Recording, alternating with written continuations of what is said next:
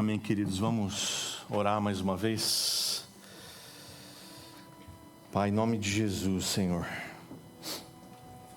te agradeço, Deus, porque nós estamos aqui por causa desse nome, que é sobre todo nome. Nós estamos aqui porque as tuas misericórdias se renovaram nessa manhã. E as tuas misericórdias é a causa de não sermos consumidos. Obrigado, Senhor. Obrigado pela salvação que há no nome de Jesus Cristo. Deus, em nome de Jesus, fala conosco através da sua palavra. Que a tua palavra penetre em nosso coração e cause transformação na nossa vida, Senhor.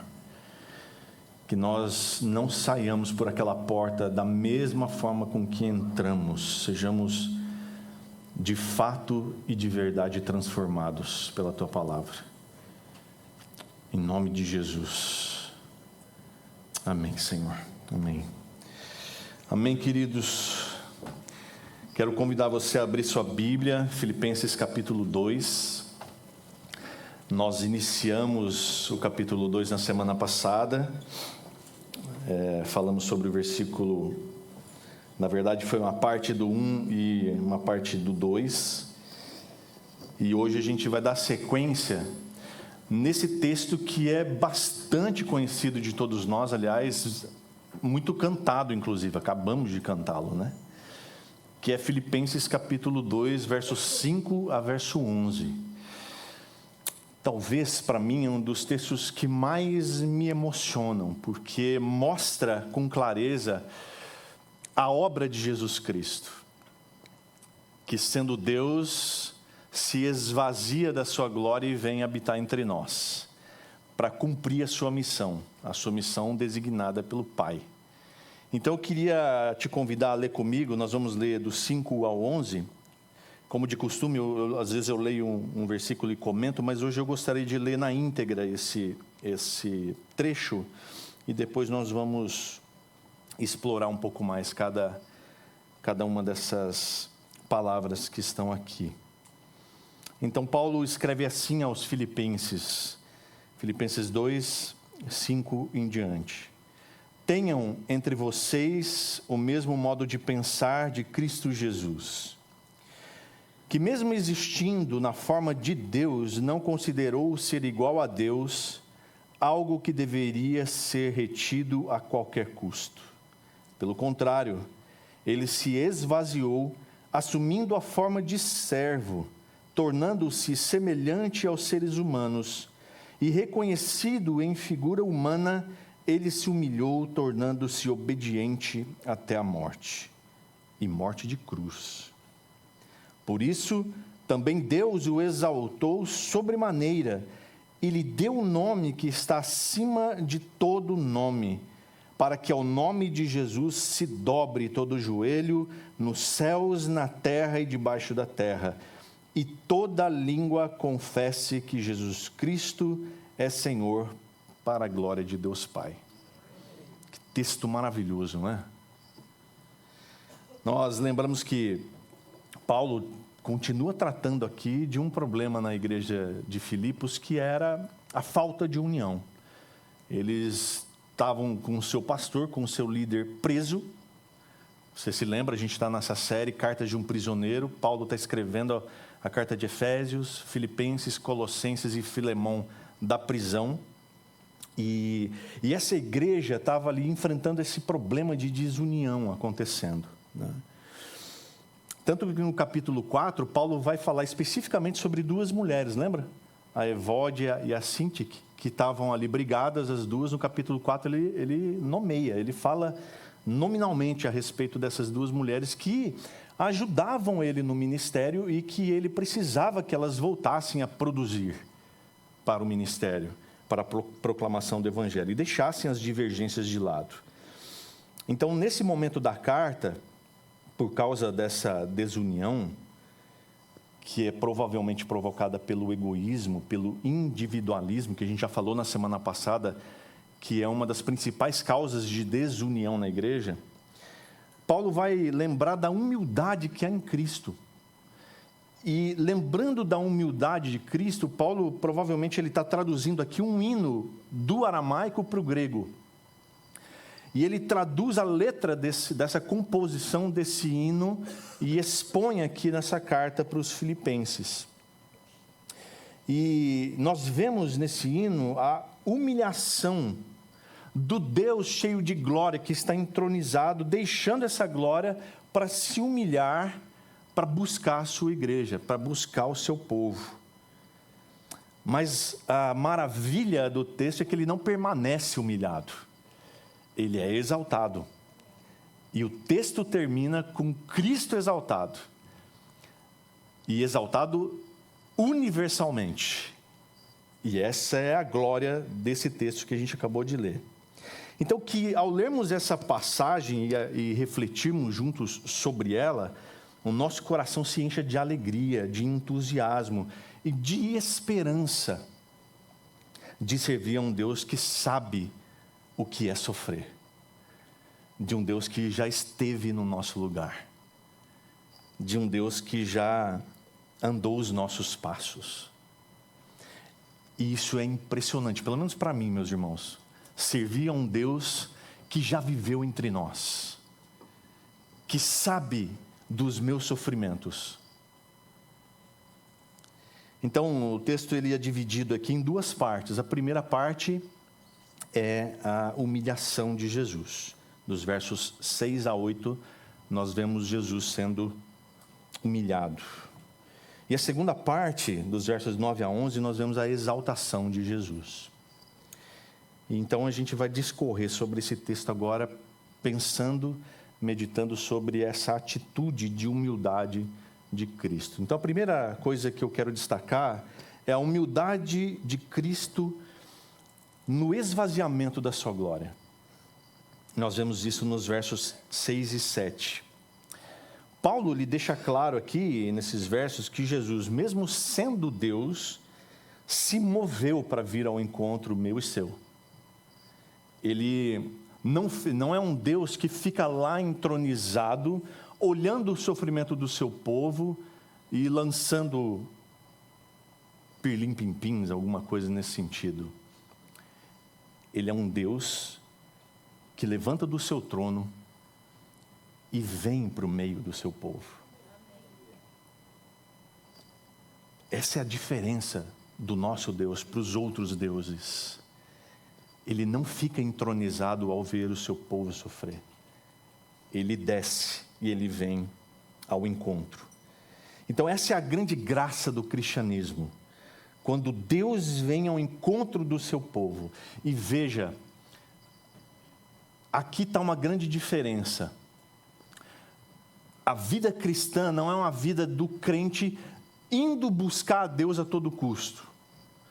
E ele faz de tudo para encontrar Deus, ele paga a penitência, ele ora, ele jejua, ele vai à igreja, ele vai em procissão, ele vai fazer 1000 coisas para encontrar Deus, para buscar Deus. Sendo que, no cristianismo, é Deus quem vem ao nosso encontro. É Deus que desce do teu trono, do seu trono e vem buscar o seu povo. E isso é maravilhoso, é libertador, meus irmãos. Libertador. Veja só o que está escrito em 2 Coríntios, capítulo 5, verso 19. Diz assim: Deus estava em Cristo, reconciliando consigo o mundo, não levando em conta os pecados dos seres humanos, e nos confiando a palavra de reconciliação. É Deus quem toma a iniciativa para se reconciliar com o seu povo. Isso muda muita coisa.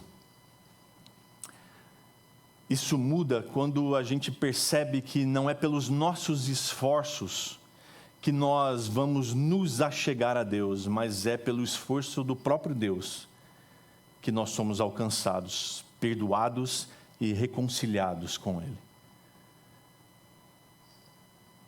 Isso me traz um alento, uma alegria, de saber que não importa o que eu tente fazer, não importa. O que importa é o que Deus fez. Ele veio para me buscar e te buscar. Essa ponte não somos nós que construímos com as nossas igrejas, com os nossos cultos, com as nossas celebrações. Essa ponte foi construída por Cristo Jesus, quando Ele se esvaziou da sua glória e veio habitar entre nós. E essa ponte já está construída. Então Paulo ele começa dizendo no texto, mesmo, e eu vou começar do versículo 6 de propósito, depois a gente volta para o 5, tá? Então lá no 6 ele diz, mesmo existindo na forma de Deus, ou em outras versões, subsistindo em forma de Deus. Paulo reconhece que Jesus é Deus, e que é Deus desde a eternidade passada. Ele faz questão de deixar isso claro na carta. Subsistir em forma ou existir na forma tem a ver com o fato de que Jesus era Deus mesmo antes da humanidade se der conta disso. Veja, lá em João capítulo 1, versículo 1, como é que João fala, né? Eu quero ler para você aqui versículo 1, de João capítulo 1. Diz assim, no princípio era o verbo, e o verbo estava com Deus, e o verbo era Deus. Que maravilhoso, né? E verbo aqui, a palavra logos, tem um significado muito mais amplo do que propriamente dito palavra ou verbo. Mas ele é a origem de todo conhecimento, de toda sabedoria. Então, Jesus Cristo é aquele que estava com Deus desde a criação do mundo. Ele já era Deus. Então, Paulo faz questão de mencionar isso. Ele diz, mesmo sendo Deus, ele não considerou o ser igual a Deus algo que deveria ser retido a qualquer custo. Aqui a gente vê a primeira ação de descida de Jesus. Ele mesmo sendo Deus, ele não considerou que ser igual a Deus fosse algo que ele se apegasse e dissesse, não, disso aqui eu não abro mão. Poxa, o que é isso? Eu sou Deus. Eu não preciso me humilhar. Basta eu estalar os dedos e tudo se resolve. Aqui a gente vê a primeira atitude de Jesus, do humilde servo. Ele não considerou ser igual a Deus algo que ele deveria se apegar. Algo que ele deveria se agarrar. Imagina só, se um CEO de uma grande empresa, um presidente de uma mega empresa, de uma multinacional, seja ela qual for, imagine aí uma grande empresa, e o dono dessa empresa chegasse para esse CEO, esse presidente, esse chefe geral, e dissesse, olha, a gente está precisando de uma reestruturação geral da nossa companhia. E talvez ele estivesse sediado lá em Nova York, num escritório super chique, maravilhoso, ganhando milhares de dólares de salário. E o dono dessa empresa dissesse, olha, a gente precisa de você para reestruturar totalmente a nossa empresa. E você vai começar por uma cidadezinha, bem pequenininha, lá do Brasil. E você vai para lá ensinar os funcionários desde como se varre um chão. Imagina esse CEO dizendo para o chefe, para o dono da empresa, eu vou. Pode deixar comigo que eu vou. E aí ele veste o macacão, deixa o terno e a gravata dele na prateleira do seu escritório Mega Blaster, veste o macacão de fábrica e entra lá para ensinar os funcionários a varrer o chão da fábrica. Será que eu e você teríamos o mesmo desprendimento de não se apegar à nossa posição e talvez fazer o serviço por menor que ele seja? Será que a gente não diria, puxa, mas espera aí, eu sou o presidente, será que não tem outra pessoa que ensine a varrer? Eu sou o CEO dessa empresa, será que não tem outra pessoa que a gente possa enviar lá e fazer o serviço? Jesus fez isso. Jesus tirou a sua coroa, e eu gosto de imaginar essa cena pensando nesses versículos. Tirou a sua coroa de glória, colocou na prateleira celestial, tirou o seu manto glorioso, pendurou no cabide e se vestiu de servo. Ele não se apegou à sua posição, se vestiu de servo. Esse é o Deus que eu e você servimos. Ele diz assim, ele não só se apegou, mas pelo contrário, ele se esvaziou. Está aqui o segundo degrau que Jesus desce. Ele desce mais um pouco na humilhação, ele se esvazia. Imagina ele sendo Deus, recebendo essa ordem de Deus Pai para deixar a sua coroa ali, o seu manto no cabide. E o Deus da glória, Jesus Cristo, se esvazia dessa glória para estar no útero de uma jovenzinha pobre, lá no interiorzinho de Israel, de nascer nessa família, de crescer como um carpinteiro e filho de carpinteiro.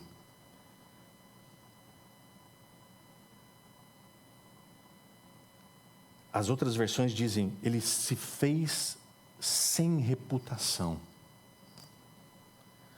Ou tem outras que dizem até, ele aniquilou-se a si mesmo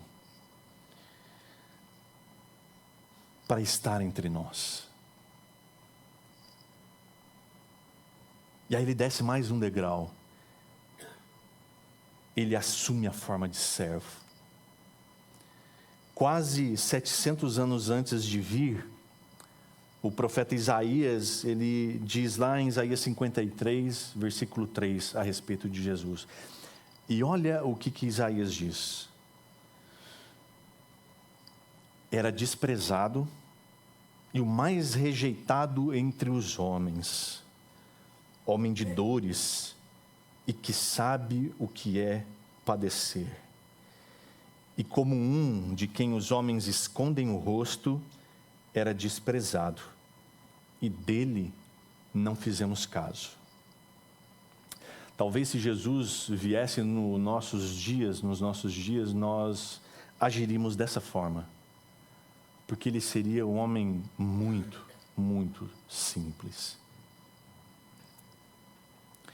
E é engraçado pensar que Deus da glória, escolhe não se apegar à sua posição de Deus, mas ele decide que ele precisa se esvaziar da sua glória, e além de se esvaziar da sua glória, ele assumir a forma de servo. Ele não poderia vir como uma pessoa rica, influente, alguém, talvez um político, talvez um dono de uma mega empresa de Israel. Por que Jesus vem como servo e servo humilde? Por que Jesus escolhe vir nessa posição? Para que no dia da glória, no dia em que ele entrega a sua vida naquela cruz, a glória do Pai seja ainda maior. Então, o Deus Todo-Poderoso, ele assume, ele pega para si e ele experimenta ser um de nós. E ele serviu a tanta gente, até com a sua morte. Mas ele não para por aí. Ele continua descendo os degraus da humilhação. Diz o texto que ele torna-se semelhante aos seres humanos, e ele é reconhecido em figura humana. Aqui a gente vê que Jesus, ele é perfeitamente Deus e perfeitamente humano. Esse é um dos principais conceitos do Novo Testamento, da palavra toda. Jesus, perfeitamente Deus e perfeitamente humano. Paulo, ele fala muito sobre esse Jesus Deus e esse Jesus humano. E ele faz questão de enfatizar isso. Mas veja, Jesus não se esvaziou da sua natureza divina, porque isso seria impossível. Ele não se esvazia da sua essência, de quem ele é, da sua natureza. Ele é Deus. Disso ele não se esvazia, não tem como. Mas ele se esvazia da sua glória, da sua glória gloriosa, se é que eu posso dizer assim. Do seu status, da sua posição de entronizado nos céus. É disso que Jesus abre mão, por mim e por você. Em segundo lugar, nós vemos aqui a obediência de Cristo no cumprimento da sua missão. Isso está lá no verso 8. Agora, nesse versículo, nós vemos que Jesus foi obediente ao Pai, para que a missão que foi dada a ele fosse cumprida. Então, que exemplo maravilhoso a gente tem aqui de confiança no plano, no projeto de Deus e de obediência.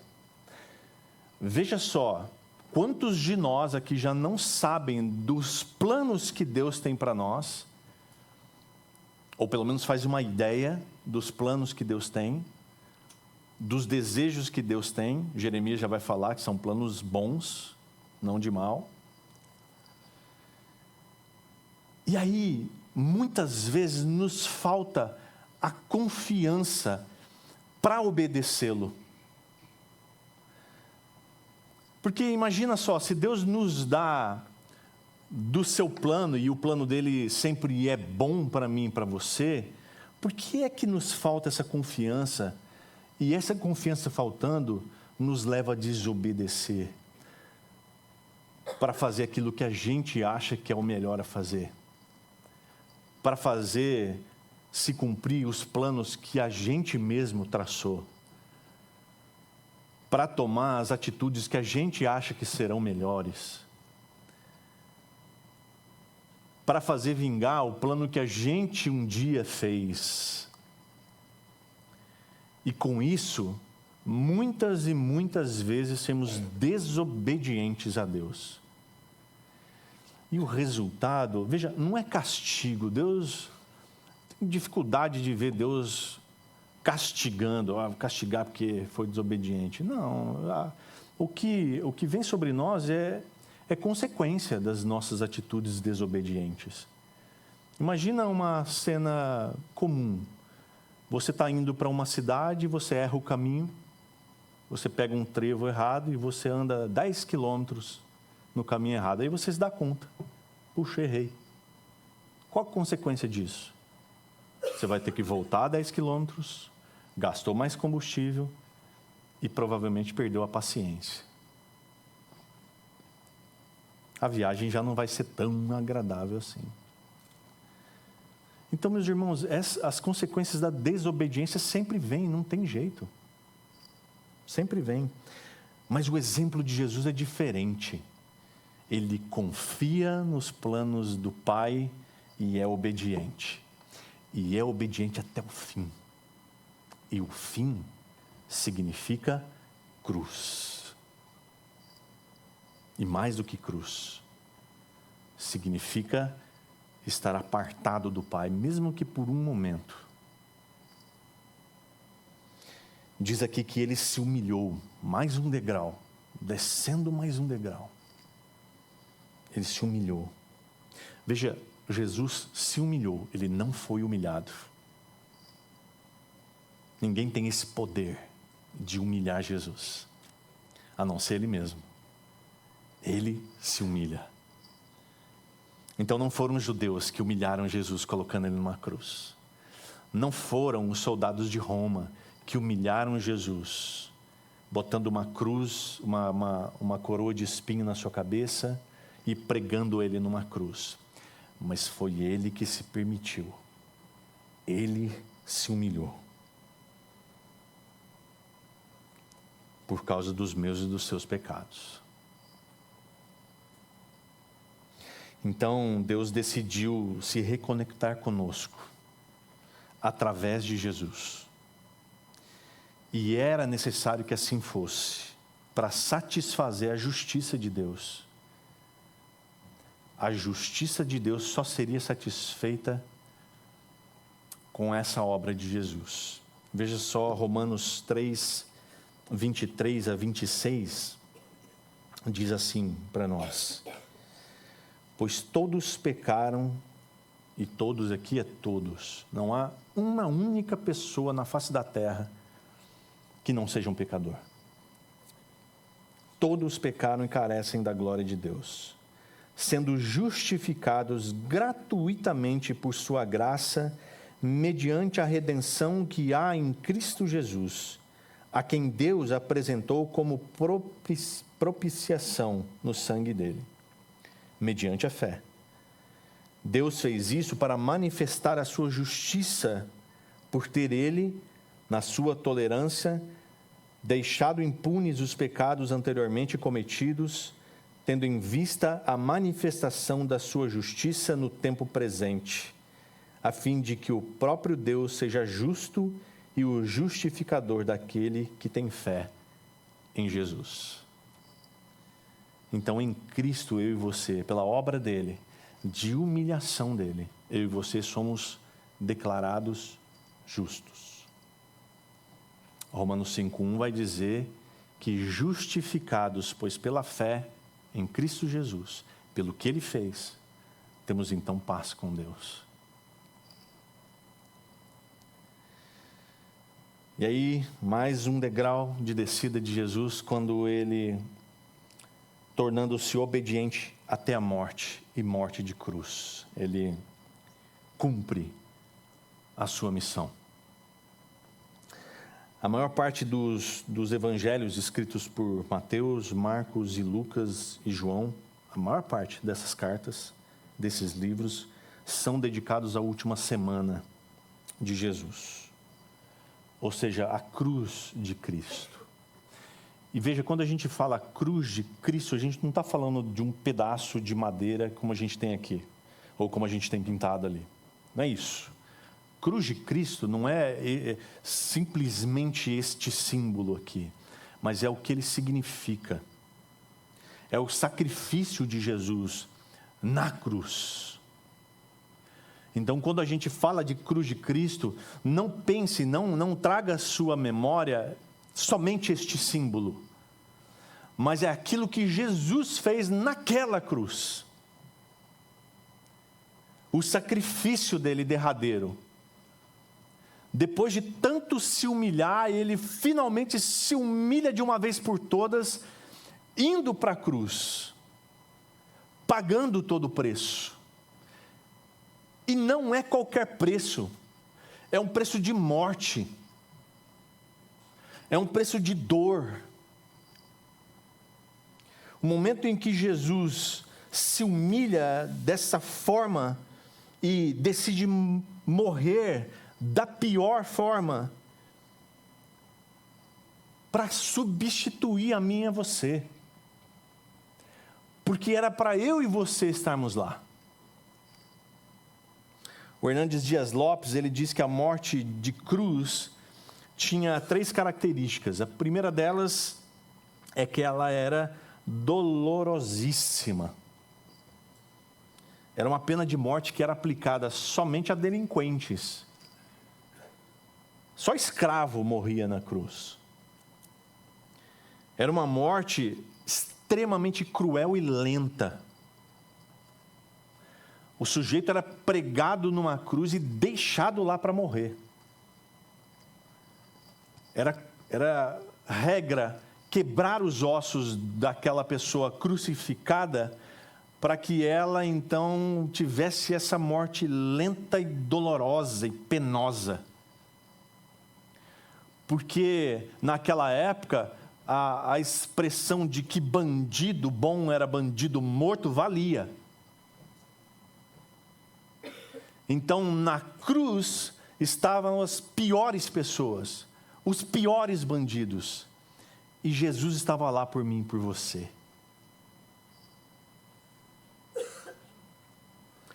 Além de ser dolorosa, a morte de cruz era ultrajante. A pessoa condenada era açoitada, era ultrajada, com cusparadas, com bofetões, e no caminho de onde era o julgamento até o monte da crucificação, essa pessoa levava a cruz e era xingada pela população, era escarnecida pela população. A população xingava, zombava, ria, atirava pedras. Então era um traje para qualquer pessoa que passasse pela crucificação. E por fim ela era maldita. Uma pessoa que era pendurada numa cruz era considerada maldita. O próprio Paulo fala isso em Gálatas, capítulo 3, verso 13, citando Deuteronômio 21, 23, dizendo assim, que Cristo nos resgatou da maldição da lei, fazendo-se Ele próprio maldição em nosso lugar. Meus irmãos, dá para você imaginar que o nosso Cristo, o nosso Deus, por quem a gente sai de casa no domingo de manhã para celebrar, para cantar louvores a Ele, e às vezes não com tanta vontade, às vezes com uma certa preguiça, Ele se fez maldição por mim e por você. Ele se tornou naquela cruz maldição. Meus irmãos, se isso tocasse o nosso coração, a nossa adoração, o nosso louvor a Ele deveria ser de verdade. Deveria ser latente, explosivo.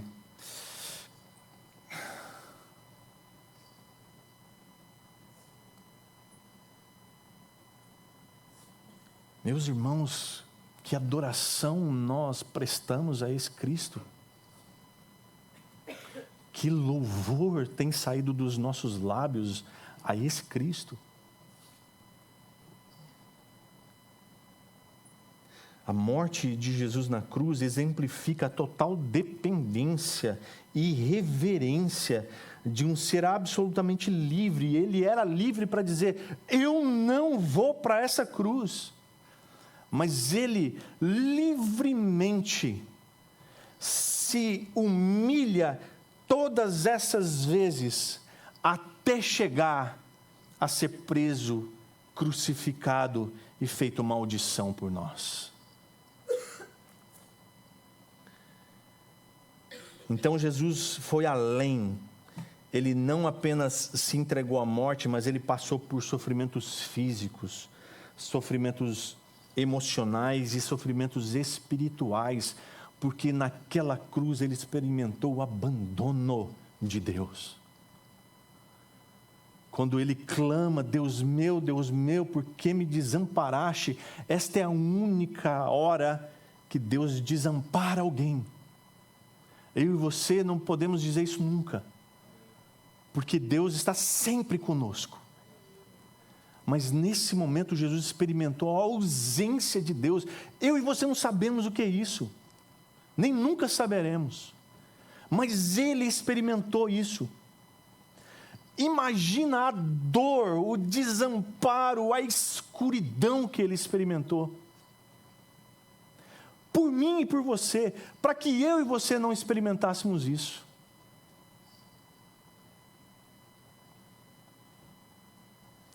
tudo isso para ver sua criação, aqueles que Ele criou, com as suas próprias mãos, desprezá-lo. Imagina o Deus da glória,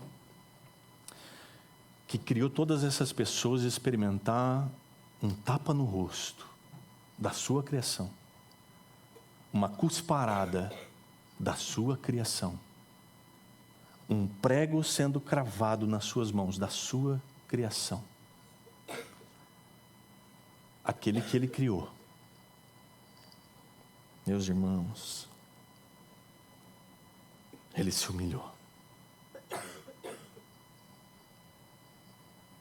Ele se fez maldição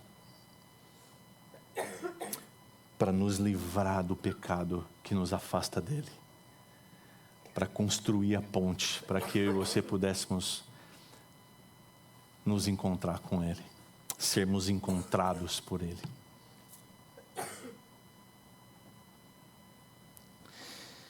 Mas a humilhação para por aí, graças a Deus. A partir do verso 9, vem a exaltação. Vem a hora da virada, quando o humilhado Jesus agora é exaltado. E aí Paulo diz assim: por isto também, por causa desse sofrimento, por causa dessa humilhação, por causa dessa obediência, dessa confiança, por isso Deus o exaltou. Primeiro degrau de subida de Jesus.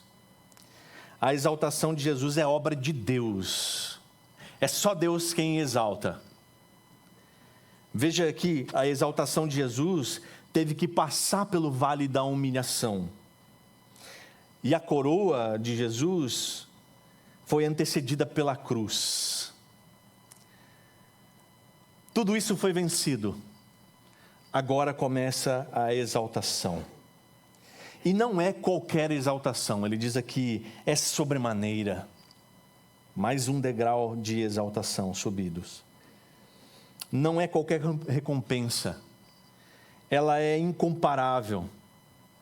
A palavra traduzida aqui para sobremaneira significa algo como exaltar a mais alta posição e poder. Jesus foi exaltado por Deus à mais alta posição. Não há posição maior do que a dele. Não há posto ou posição superiores a ele. Ele está exaltado à mais alta posição e poder. Também significa elevar a majestade suprema. Aleluia. Glória a Deus. Meus irmãos, se isso não te empolga, eu não sei o que pode empolgar. O Deus que eu e você servimos está colocado na mais alta posição. Ele tem toda a majestade. E além de exaltar sobremaneira, Deus deu a ele um nome que está acima de todo nome, como a gente cantou aqui. Por meio do nome de Jesus, os enfermos são curados.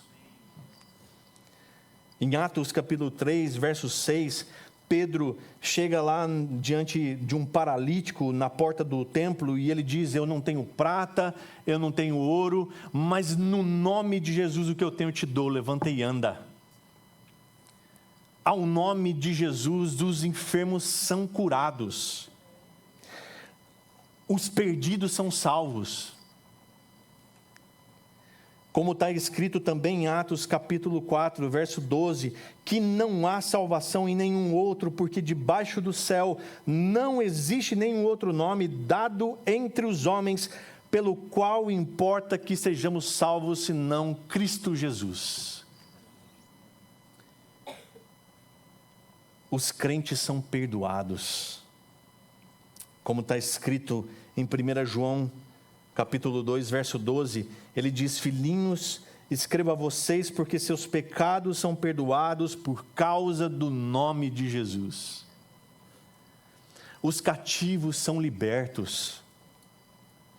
Lucas 10:17 diz assim: então os 70 voltaram cheios de alegria, dizendo: Senhor, em seu nome os próprios demônios se submetem a nós.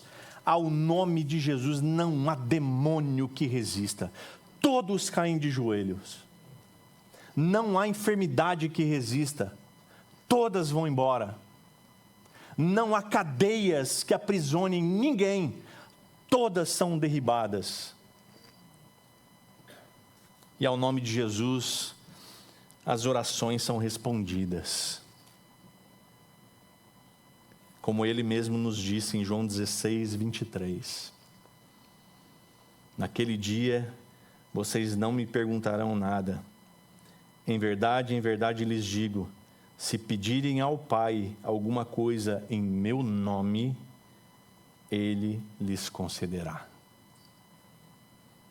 Em Colossenses, capítulo 3, verso 17, Paulo nos diz: tudo o que fizerem, seja em palavras, seja em ação, façam em nome do Senhor Jesus, dando por Ele graças a Deus Pai. A grande ênfase do Novo Testamento é sobre o senhorio de Cristo. O Filho de Deus é chamado de Senhor mais de 600 vezes no Novo Testamento. Senhor Jesus. Mais de 600 vezes no Novo Testamento. Somente os que confessam que Jesus é Senhor podem ser salvos. Tem uma historinha que eu queria ler para você. Diz assim: havia um homem muito rico que investiu grande fortuna em quadros famosos e tinha orgulho de sua coleção, pois tinha quadros dos pintores mais famosos do mundo. Um dia, seu único filho foi ferido numa viagem e morreu. O amigo do seu filho, que estava com ele em seus últimos suspiros, buscando consolar o pai aflito, enviou-lhe um quadro que ele mesmo havia pintado do rosto do seu filho amado. Ao receber o quadro, o pai colocou-o numa bela moldura e o pendurou num lugar de destaque entre os quadros famosos. Ao perceber que não viveria por mais muito tempo, chamou o seu mordomo e lhe fez recomendações. Determinou que os quadros fossem leiloados. Em dia determinado, o leilão aconteceu. Para a surpresa de todos, o mordomo começou leiloando o quadro do filho. Ninguém demonstrou interesse pelo quadro, pois ele não tinha nenhum atrativo nem valor artístico. Alguém, porém, resolveu fazer uma oferta e comprou o quadro. Para maior surpresa ainda, o mordomo anunciou o término do leilão. Quando todos estavam incomodados e buscando uma explicação, o mordomo leu o testamento do seu patrão. Aquele que comprar o quadro do meu filho tem todos os outros, pois quem tem o meu filho tem tudo. A gente pode dizer a mesma forma que quem tem um filho tem a vida. Quem tem Jesus tem tudo. E ele diz: para que ao nome de Jesus se dobre todo o joelho, nos céus, na terra e debaixo da terra. A exaltação de Jesus exige a rendição de todos. De todos. Haverá um dia, no grande dia, quando Jesus vier buscar a sua igreja, absolutamente todos os joelhos vão se dobrar. Todos.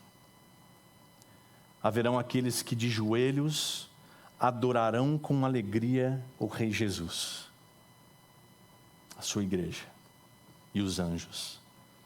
Celebrarão Jesus Cristo Senhor, vitorioso. E haverão aqueles que de joelhos chorarão de tristeza.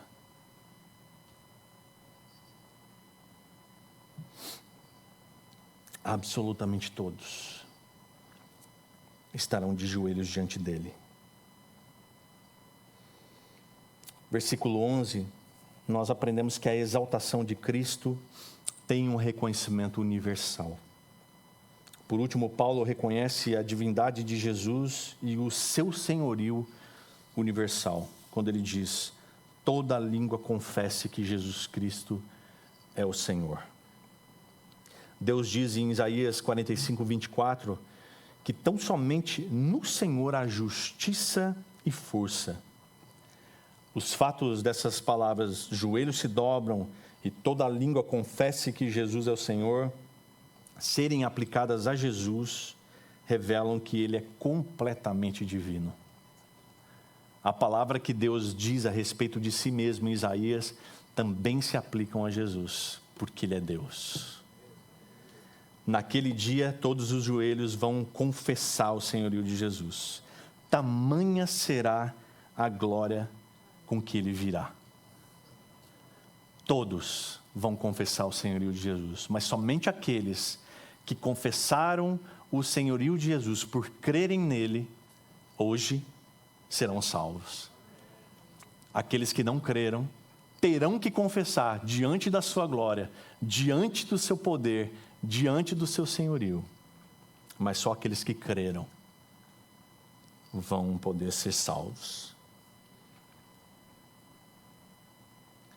Talvez, se você ainda não fez essa declaração com a sua boca e creu no seu coração de que Jesus é Senhor da sua vida, e quando Ele é Senhor da sua vida, significa que Ele manda, que é Ele quem conduz a sua vida, que é Ele quem dita os passos, que é Ele quem dá a direção, que é Ele quem conduz a sua vida. Isso é ser Senhor.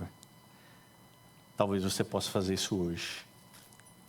E a palavra de Deus diz que todo aquele que invocar o nome do Senhor, e invocar é chamar para dentro, com a sua boca confessar que Ele é Senhor, e em seu coração crer que Deus o ressuscitou dentre os mortos, a palavra de Deus diz verdadeiramente que você será salvo. Então não perca a oportunidade de entregar sua vida a Cristo hoje, como Senhor da sua vida, como Senhor e Salvador, invocando o nome dEle. Jesus, vem morar no meu coração. Puxa, mas é só isso? É. Desde que faça de coração. Desde que a sua boca declare aquilo que o seu coração de verdade crê. Por isso que é com a boca se confessa e com o coração se crê. E ele termina dizendo: para a glória de Deus Pai. O Deus Pai Todo-Poderoso será glorificado no Filho, como Jesus mesmo disse em João 17:1, na sua oração sacerdotal.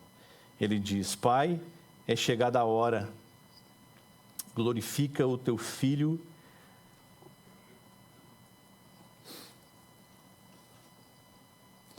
para que o Filho glorifique a ti. O fim último de todas as coisas é a glória de Deus.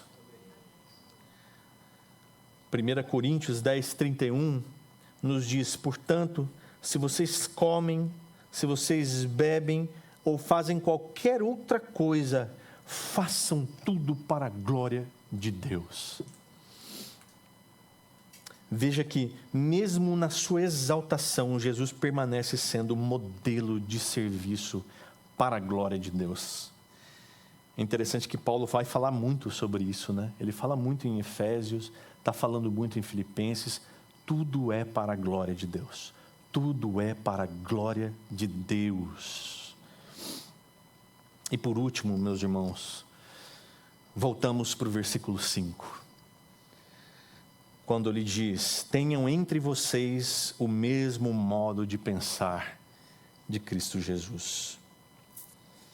Então nós podemos então pensar, diante dessas coisas todas que nós vimos em Jesus, um modelo sobre a nossa posição como discípulos dele, como imitadores dele, como alunos dele. Lembre-se que a igreja enfrentava um problema de desunião. E Paulo inicia esse hino com essa expressão, encorajando os irmãos de Filipos a imitarem o modo de pensar em Jesus, de forma humilde, abrindo mão dos seus interesses, para que o interesse do Pai prevalecesse.